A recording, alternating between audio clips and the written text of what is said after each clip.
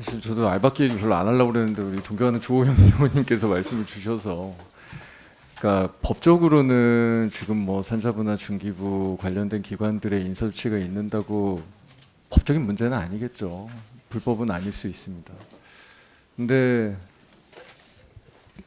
전혀 전문성도 없고, 심지어 대통령이 파면이 된 이후에도 뭐 국민의힘 관련된 무슨 당 관계자, 그리고 뭐 그 관련 분야에 어떠한 전문성도 없는 사람들, 그런 분들이 뭐 산자부나 중기부에 관련된 기관장을 하든 감사를 하든 어떤 자리에 가는 것이 국민들께서 볼 때 정말로 합당한 인사구나, 자리를 비워놓는 것이 국가적으로 문제가 생기기 때문에 어쩔 수 없이 조치를 하는 거구나, 그렇게 이해를 하겠습니까?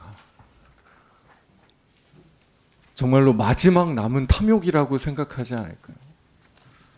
그리고 그 조직들이 나중에 겪을 엄청나게 많은 문제들을 생각하면 조직을 망가뜨리는 일이 되지 않겠습니까?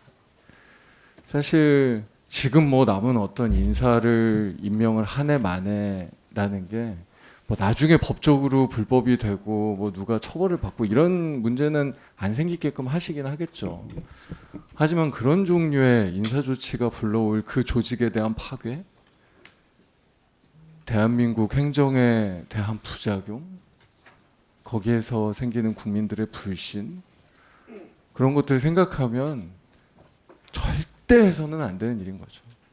물론 가끔은 필요할 수도 있을지도 몰라요. 정말로 그 조직에 문제가 생기고, 그러면 뭐 그게 저희 산자위가 됐든 양해도 구하실 수 있고 미리 말씀 주실 수도 있고, 그 전문성에 대한 아주 합당한 설득력을 갖춘 조치들을 취할 수도 있는 거잖아요. 저희가 그런 말씀을 드리는 거죠. 저희가 뭐 모든 인사 조치를 다 중단하라는 게 아니라 저런 탐욕적인 정말 마지막 남은 진짜 이게 권력 있는 곳인지 없는지도 모르겠는데 그 나머지 이 정말로 그런 행태들에 대해서 뭔가 경고를 하고 하는 거니까 장관님들께서는 좀 주지해 주셨으면 좋겠고요. 오늘 어쨌든 이 관세 문제 얘기를 해야 되니까요. 너무너무 중요한 일이니까. 근데 저는 조금 걱정이 되는 게, 트럼프 행정부 입장에서는 지금 우리의 산자부 뭐 어떤 협상을 한다고 할 때 신뢰할 수 있을까? 그게 뭐 조선이든 LNG든 뭐 저희가 지금 잘 모르겠는 어떤 협상 카드들을 지금 우리의 대표단이 트럼프 행정부한테 가서 이야기를 하면 신뢰할 수 있을까? 이게 좀 걱정되거든요. 사실 뭐 날짜 제가 며칠 남았는지 모르겠지만 한 50일밖에 안 남았잖아요. 지금의 정부가. 그러면 아주 유의미한, 어떻게 보면 정부를 책임질 수 있는 권한을 가지고 하는 협상 카드를 신뢰할 수 있을까? 이거 되게 이제 작은 내용들이야 뭐 알 수 있겠죠. 근데 정부가 바뀐 이후에도 지속 가능한 어떤 카드라고 하면 그걸 어떻게 신뢰하지라는 생각을 저는 사실 조금 하게 되거든요. 그러면 결국은 제가 보기에는 유일한 방법은 지금의 국회가, 양당이 지금의 산자부가 가지고 있는 협상력을 키울 수 있게 신뢰를 심어주고, 우리가 지금 산자부가 가서 이 미국과 협상하는 것에 대해서 일종의 보증을 서주는 거 말고는 방법이 없는 느낌이거든요. 그렇지 않습니까? 장관님? 지금 협상력을 충분하게 이 어려운 문제를 극복할 수 있을 만큼의 권한을 갖고 계십니까, 정말로? 저는 사실 그게 걱정인 거예요. 그러면 어떻게 해야 되냐? 국회하고 같이 얘기하셔야 돼요. 그걸 비공개로 하든 어떤 틀로 갔든, 저는 사실은 구체적인 협상을 한다고 하면 그 협상의 레버리지를 가질 수 있는 수준의 힘을 어떻게 구성할 것이냐를 먼저 약간 틀을 잡고 나서 해야만 저는 사실 유의미한 결론으로 갈 것 같아요. 이게 왜냐하면 협상하는 문제도 있고 국내 기업을 지원하는 문제들도 있고, 아까 장관님께서 우리가 뭐 전투에선 질 수 있지만 전쟁 얘기도 하셨는데 이거를 어떤 식으로 기회 요인으로 탈바꿈 시킬 것인가를 준비해야 되는 영역도 있고 이게 지금 관세 문제라고 했을 때도 저희가 준비해야 되는 틀이 이 통상협상, 국내 대책 그리고 나머지 다른 어떤 제조업 분야에서 특히나 뭐 중국이나 베트남이 엄청나게 많은 관세를 지금 받았기 때문에 어떻게 보면 그 상대성으로 우리가 어떤 기회요인을 만들지에 대한 준비들 뭐 이런 차원에서 사실은 대책들을 조금 구분해서 해야 되잖아요. 근데 어쨌든 신뢰할 수 있게 그리고 새 정부가 들어선다고 해도 지속 가능하게 만들려면 그거를 보증할 수 있는 틀을 구성해야죠. 그런데 오늘 우리가 정말로 너무너무 늦게 우리가 선자위를 하고 있는 이 상황에도 저는 사실은 그런 고려가 전혀 보이지 않아요. 지금 이 정도 수준의 현안 보고를 우리가 어떻게 그걸 신뢰하고 지속 가능한 어떤 협상력을 지금 정부에게 부여할 수 있겠습니까?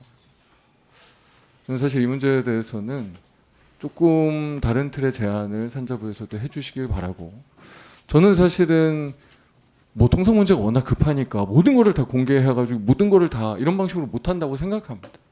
그러면 예를 들면 아주 책임 있는 국회에 지금의 양당이 참여하는 방식으로 지금 산자부와 밀접하게 함께 얘기하면서 나중에 저희가 이후에 국회 과정에서 승인을 하더라도 그런 방식으로 협상을 이끌 수 있는 틀에 대해서 좀 함께 저희도 이제 당내에서 제안을 다시 논의해서 드리기는 하겠지만 좀 가져가셨으면 좋겠고요.